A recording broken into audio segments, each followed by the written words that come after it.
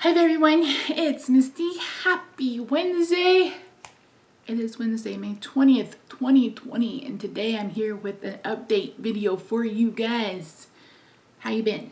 So, if you're new around these parts, welcome. This is my Keto Reboot 4,792. I've changed the number every week, I think. So, I originally started keto March 2017, 425 pounds, got off insulin, got to 357, had to go back on insulin, gained back to 409, and the last time I weighed, I was 387. So, coming back down, slowly but surely. So, that's the weight. Let's talk about the numbers. So, I like to share with you guys my blood glucose levels because that's what this really is all about, is me being able to get off insulin and control my diabetes through what I put in my mouth. Okay, so last week, my ketones were 0.9. My 7-day glucose average was 137. My 14-day was 156. And my 30-day was 159. And then today, my ketones are down just a little bit. They're 0.8. My 7-day average was 137, so that stayed the same. My 14-day average is 137, so that came down 20 points. And then my 30-day average is 155, so that came down, 4 points? So the numbers are coming back down. Last week when I spoke with you guys, I mentioned that I'd made the better bad choice and I had those low carb tortillas. And by Friday, my blood sugars were back in the low 100s. Now, the last couple of days, I've been running 135, 137. And I honestly think it's because I've been in a little bit more pain than I normally am. And I honestly don't know why. Like, I never know why, but it's been, I've had a lot of pain in my lower back and in my neck, which is to be expected because that's where my spine diseases are. So I'm not, it's not that surprising. And I'm thinking that we're getting weather over the next couple of days, and weather is a huge trigger for me. Yeah, see, it's supposed to only be in the 70s today, and we've been in the high 80s the last couple of days. And then, we have rain for Friday, Saturday, Sunday, Monday, Tuesday, Wednesday, Thursday.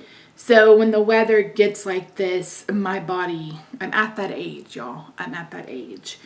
And I also, I bet that's why my back is hurting so much. I sent in a refill, last weekend to get my lidocaine patches refilled, and I didn't get them until this past Monday, so I had to go a couple of days without them. So that's probably part of it.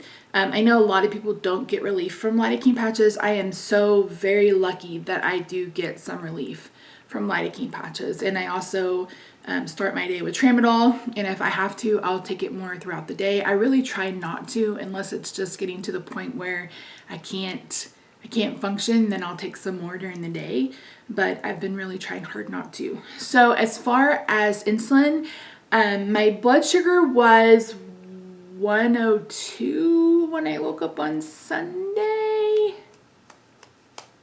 Was that Monday? I don't remember. It must have been Sunday. So that night, I think it was 123 when I was going to bed. So I said, let me try 50 units.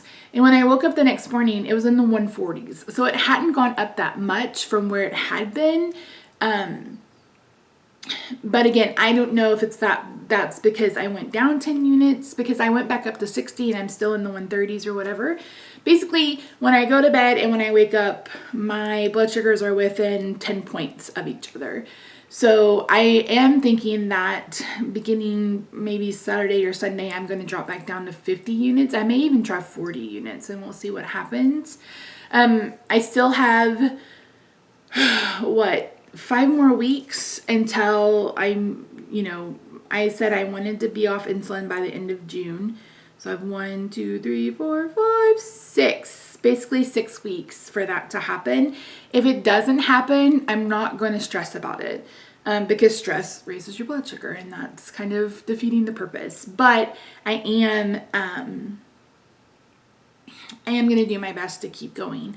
I have been making really good choices, minus the tortillas.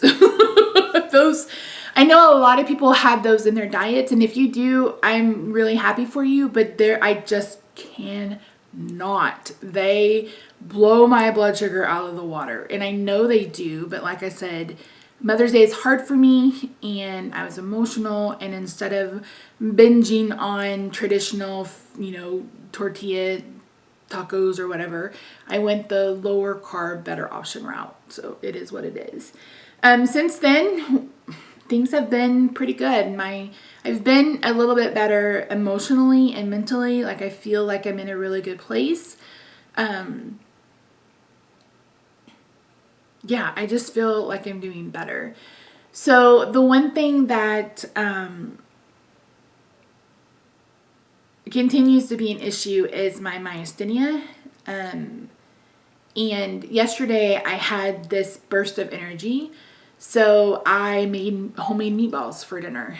And it was so dumb. That was so dumb. Because it's very labor intensive for me. So for some people that might be not a big deal, but for me it was super labor intensive, and I knew when I was done that today, tomorrow, and possibly even Friday were going to be rough arm days. And I went ahead and got up and I went live on Facebook and put my makeup on and stuff like that so I could film a couple of videos for you guys, but it's going to be a rough couple of days. And I'm also having issues from the Mestinon that I take for the myasthenia. So it's just like, and then I was supposed to have a doctor's appointment with my rheumatologist this past Monday, the 18th.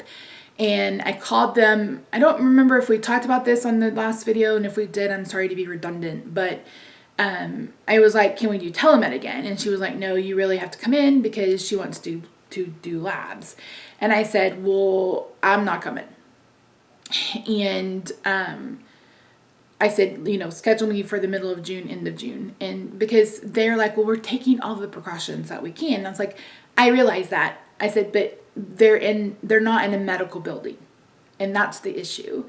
They're in a medical building where every business, like every doctor's office was taking precautions, and they weren't even letting people in the building, maybe, but they're in a business building. There's other businesses inside that building, and I just didn't feel comfortable.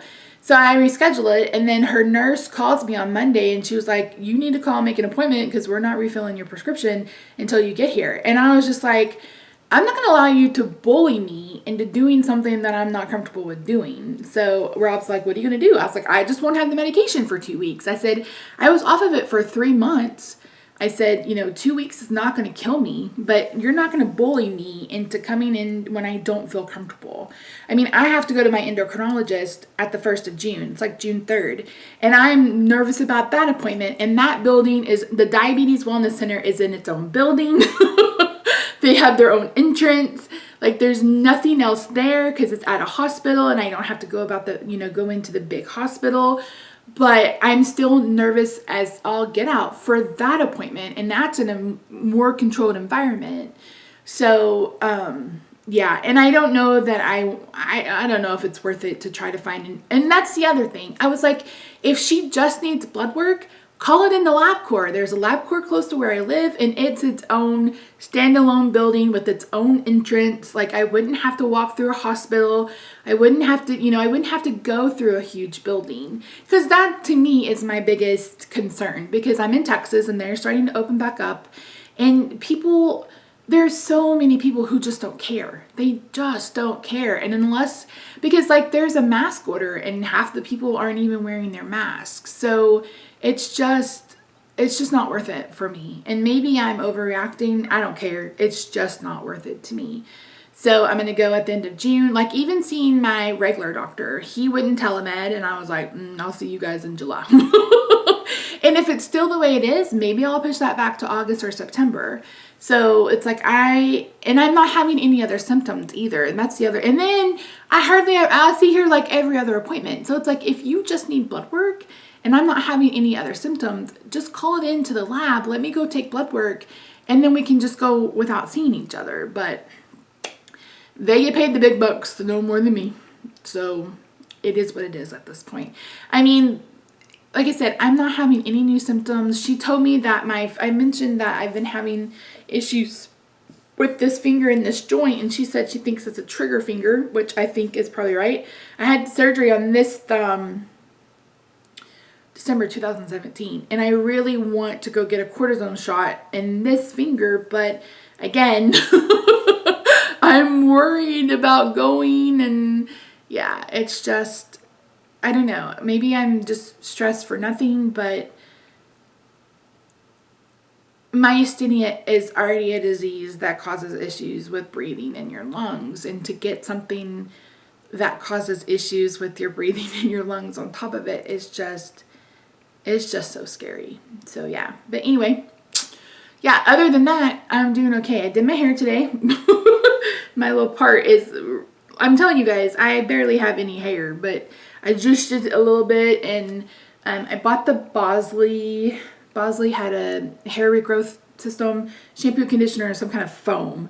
I'm going to give that a try for 30 days, and we'll see. Well, actually, it'll be 60 days probably, and we'll see if that regrows any of my hair. I don't have high hopes, but I got it on a killer sale, so I thought we'll try it and see what happens. If you missed it, on Monday, I posted my full week of eating. So I am filming everything I put in my mouth every day from Monday to Sunday, and I posted it on Monday mornings. And then this Friday, I have a Friday on Rebel ice cream, and I did a blind taste test of the 6 new flavors. Rob helped, and I think it turned out kind of funny. You guys will have to watch it and let me know. It was fun to film, that's for dang sure. So yeah, somebody asked me on the live stream if Rob was going to make an appearance in any more videos, and he makes an appearance in that one.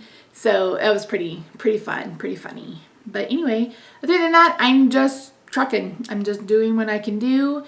You know, just putting one foot in front of the other. Oh, I also made that olive bready thing yesterday, so that took a little bit out of me. But so yeah, I'm just doing what I can do, and I'm just putting one foot in front of the other, and holding on to as much sanity as I can.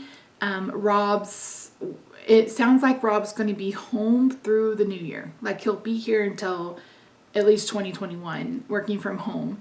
So that's kind of a relief, even though his boss had already said that he could work home because of me. You know, it's nice to know that he's not missing out on anything because they're not going back into the office.